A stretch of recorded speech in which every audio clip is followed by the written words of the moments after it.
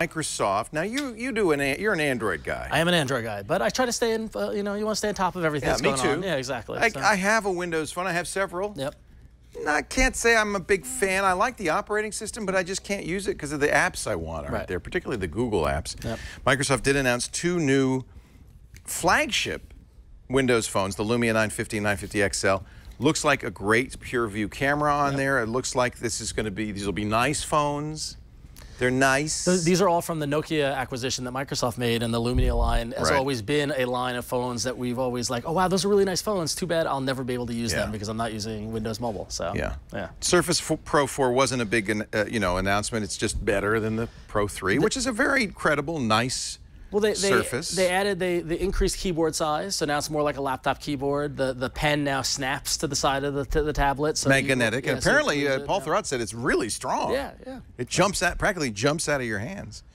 They also announced a new band. I'm actually intrigued by that. That does work with iOS and Android. Yeah. Well, you have to with these wearables now. If you don't make them cross-platform, they'll be dead in the water. Well, it'd be kind of foolish to say it requires Windows Phone. I don't. Yeah, exactly. It'd be like okay. Yeah. But it does look like a good band. It looks like it has some nice, it's really about sports. The thing I thought was most intriguing is the golf. Did you see the golf? No, I didn't see the golf. I was too tight. The curved display got me. It does the radar of the golf course, keeps track of your strokes. It looks very interesting. Cool. And of course it has notifications, so it's kind of like a smartwatch. But and HoloLens, I'm sure you're excited about HoloLens, that is the one from the moment Microsoft announced HoloLens, I have been like watching for any little bit. And this demo that they showed wasn't that awesome? Was like unlike anything we've seen with the holographic gauntlet that the guy wears. So he's got a weapon that appears on his hand, and then creatures are coming out of the wall. I mean, it's the physical wall, but to him, because he's wearing the lens, this is augmented reality, it looks like creatures are coming out. He can see his gun. Here it is. Yeah. And I'm glad, you know what I like about it? They picked somebody who looks like us. Yeah, exactly. To play the game. I guess they had to, because this was actually pretty terrifying. These guys were coming straight at him. And I read a couple of people who were a bit skeptical of this, saying this is in a controlled environment. This is Microsoft demoing it. Is it really going to look like this? Is it really going to be that immersive? Yeah. And time will tell. But the development kit is now available. I think it's a $2,000 price tag for developers to $3,000, not till Q1 next year. I'm excited about AR. I think it's on a parallel with VR for being exciting new technology, but Microsoft's got a way to go. We're just gonna have to wait and see. Right? Yeah, I mean, I think VR. I'm still not sold on. Did you see the movie Her, the Spike Jonze Loved movie? Her. You know the video game he played where it projected in his living room, and it was that like I want to see things like that, like you know, kind of a combination of VR but with an AR kind of. I think they could do that actually with the HoloLens. Yeah, exactly. We'll see. I mean, it's not out for a while. And then finally, the big surprise, which Microsoft. It's interesting, even during the event, Panos Panay, and you can watch the event. We have it on our TWiT Live specials. Mike Elkin and I have got up early and commented on it.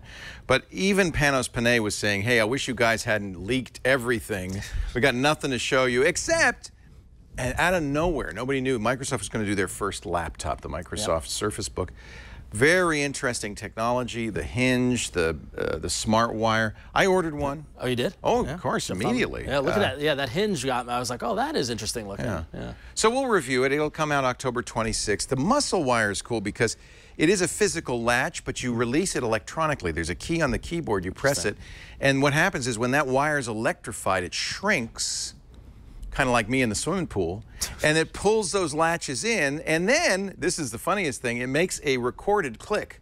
Oh, really? Because there's actually no clicking sound, but it plays a click, and that's how you know it's okay to lift the screen off. Wow. And that, to me, makes this very interesting. It will also come with a stylus, and the stylus, unlike Apple's, has an eraser on one end. Oh, wow.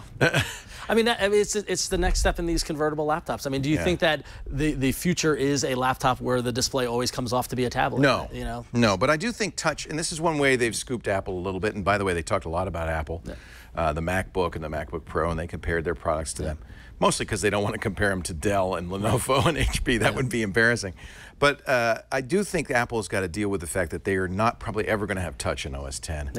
And I think touch, even on a computer, is becoming more and more important. Apple's decided we're going to have a touch-first OS, iOS, and we're going to have a non-touch desktop operating system. And I don't know, Microsoft might scoop them on that. And if you see like kids growing up with iPads and tablets, I've seen younger kids get in front of a computer and go like that because they expect to do it. Once you get used to it, it's hard to turn back.